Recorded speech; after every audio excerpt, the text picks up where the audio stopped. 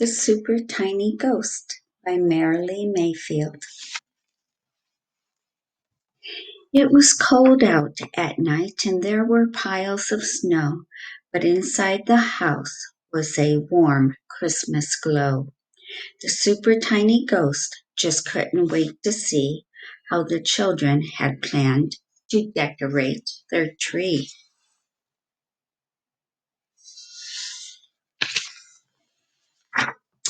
Dad brought down boxes of ornaments one by one, with piles of tangled lights that needed to be undone.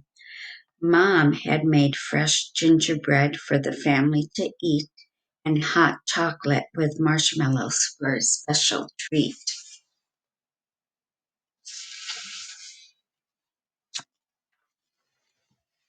But the super tiny ghost was in a playful mood, and as the children were enjoying their holiday food, from the pile of lights he pulled one bulb aside, then flew into the cabinet where he liked to hide.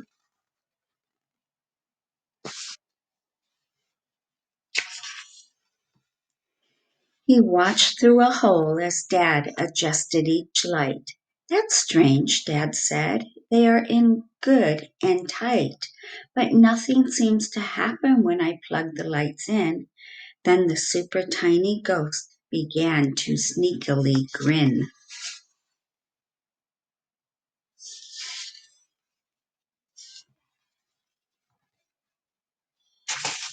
He tried to be quiet. He didn't say a word, but he let out a giggle that could barely be heard.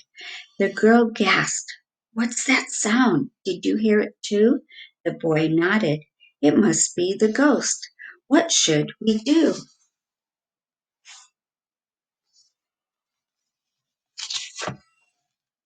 But before they could look for their friend the ghost, it was time to play holiday hostess and host.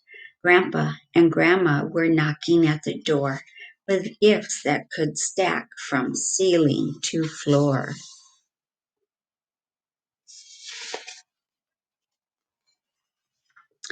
Merry Christmas, said Grandma. Let me hug the both of you.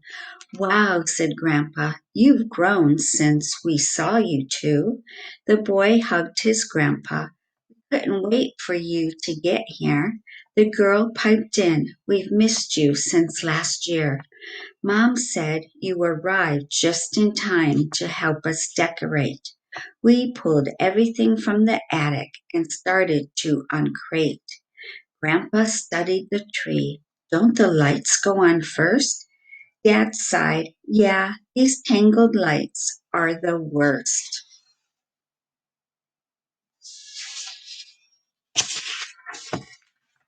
Before more was said, there was a giggling sound. What was that? Asked Grandma as she glanced around. The girl spoke quietly. Someone else lives with us. A super tiny ghost who sometimes makes a fuss.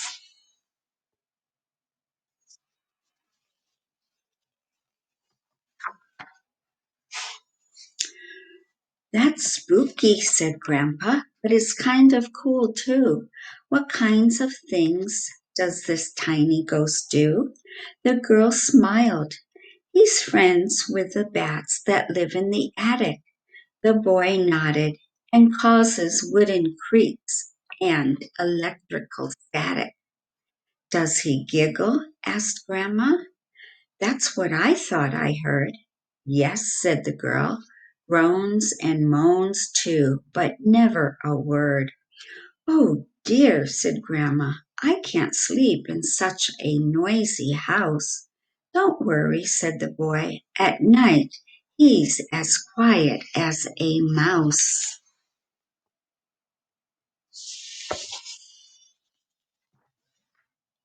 Grandpa stood up.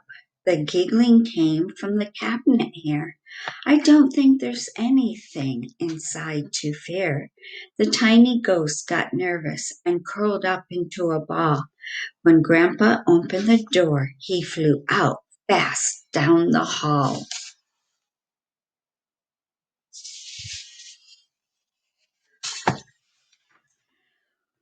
What was that? Shrieked Grandma, who turned white as a sheet. That's our ghost, said Mom. I promise, he's super sweet. That's odd, said Grandpa. There's a Christmas tree light on the shelf. Could it be a missing bulb? Said Dad.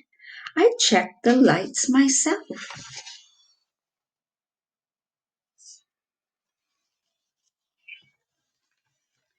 So Grandpa and Dad found the spot for the missing light, but when the tree turned on, they were met with an odd sight. The lights flashed in patterns of orange, purple, and green. They weren't Christmassy at all. They looked like Halloween. It wasn't only the lights on the tree that were bizarre. The super tiny ghost had taken his prank quite far. The tree made sounds like howling winds in a storm, and it buzzed with low hums like bees in a swarm.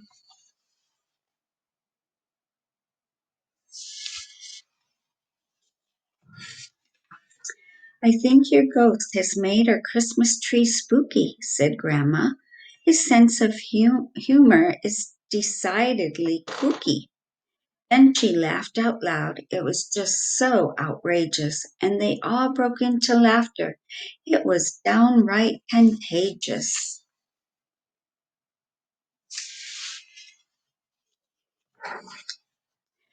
When the laughing subsided, they all wiped their eyes. I know, said Grandpa. Let's give your ghost a surprise. Maybe if we get him a Christmas tree of his own, he'll stop haunting ours and leave it alone. The boy cheered. What a great idea! Let's get it today. The girl asked, Can I come along? Can I have a say? Of course, said Mom. We should all go along. We know what he likes, so we can't go wrong.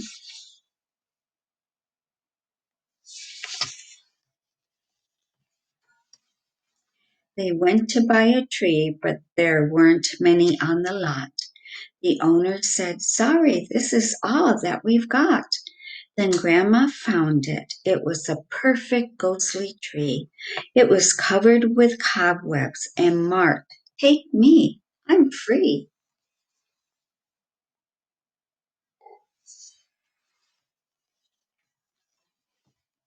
When they got back home, there was quite a surprise. The whole family just couldn't believe their own eyes. The ornaments were hung on the tree with great care. It was almost as if Santa himself had been there.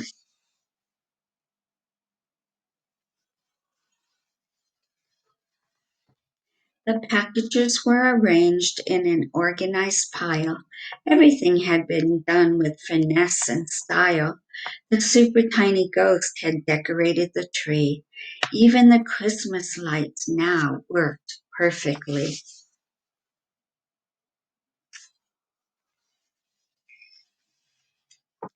Amazing, said Grandma. Your ghost should come visit me. Incredible, smiled Mom. This is our best Christmas treat. Awesome, cheered the boy and girl at the same exact time. Dad added, Look, the bells even sway as they chime.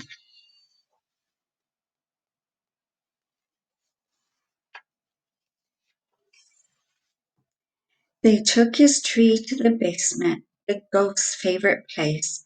It was a strange little tree with no beauty or grace, but the super tiny ghost loved having something green. He decorated it with things that reminded him of Halloween.